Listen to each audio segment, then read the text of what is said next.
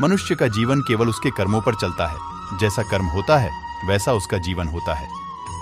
इस संसार में देखने के लिए बहुत सारे खूबसूरत स्थान हैं, पर सबसे खूबसूरत जगह है बंद आंखों से अपने भीतर देखना।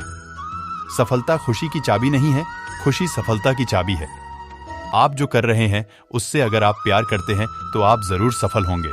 बीता हुआ कल जीवन को समझने का एक अच्छा मौका है और आने वाला कल जीवन को जीने का एक दूसरा मौका। अनुमान मन की कल्पना है और अनुभव जिंदगी का सबक है। सच्ची खुशी तभी होती है जब आपकी सोच, कथन और कर्म में समानता हो। जैसे तेल समाप्त हो जाने पर दीपक बुझ जाता है, उसी प्रकार कर्म के क्षीण हो जाने पर भाग्य भी नष्ट हो जाता है। जब मेहनत करने के बाद भी सपने पूरे नहीं होते तो रास्ता बदलिए, सिद्धांत नहीं, क्योंकि पेड़ भी हमेशा पत्ते बदलता है, जड़ नहीं। मौन सबसे अच्छा उत्तर है किसी ऐसे व्यक्ति के लिए जो आपके शब्दों को महत्व नहीं देता। मनुष्य जन्म लेता है तो उसके पास सांसें तो होती हैं, पर कोई नाम नहीं होता। जब मृत्यु होती है तो उसके पास नाम तो होता है, पर सांसें नहीं होती। इसी सांस और नाम के बीच की यात्रा को जीवन कहते हैं।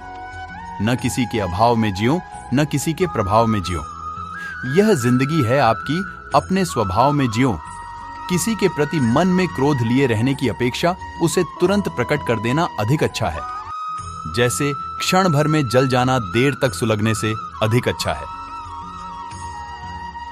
मित्र गरीब है या अमीर मायने नहीं रखता, बल्कि वो आपके बुरे समय में आपका साथ कितना देता है यह मायने रखता है।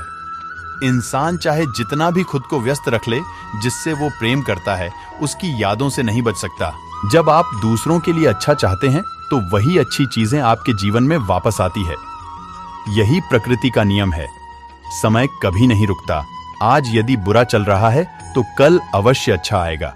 आप केवल निस्वार्थ भाव से कर्म कीजिए और वही आपके हाथ में है।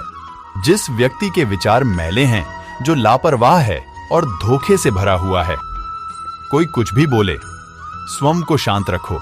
धूप कितनी ही तेज हो, समुद्र सुखा नहीं करते। अगर आप उस समय मुस्कुराते हैं जब आपके आसपास कोई नहीं होता, तो आप वास्तव में इसका मतलब समझते हैं। जीवन जीना। भगवान श्री कृष्ण हमेशा साधारण जीवन जीने में विश्वास करते थे। गोकुल के राजघराने में परपेश होने के बावजूद वह अन्य सामान्य बालकों के साथ रहते, खेलते और घूमते रहते थे। उन्हें कभी भी अपने राजघराने का घमंड हार न मानना। कभी भी उनका मन बुरा समय आने पर घबराता नहीं था। वह विपरीत परिस्थितियों का डटकर मुकाबला करते थे। उनका मानना था बुरे समय में विवेक पूर्वक काम करना चाहिए। भगवान श्री कृष्ण ने कभी भी हार न मनाने का संदेश दिया था। अंत का प्रयास करते रहना चाहिए, भले ही परिणाम हमारे पक्ष में क्यों न हो। बुरे कर्म करने नहीं पड़ते हो जाते हैं और अच्छे कर्म होते नहीं करने पड़ते हैं। जो अपने मन पर नियंत्रण नहीं रखता वह स्वयं का शनय शत्रु बनता जाता है। बुद्धिमान व्यक्ति को समाज कल्याण के लिए बिना आसक्ति के काम करना चाहिए। स्वार्थ संसार का एक ऐसा कुआं है जिसमें गिरकर निकल पाना बद्धा कठिन होता है।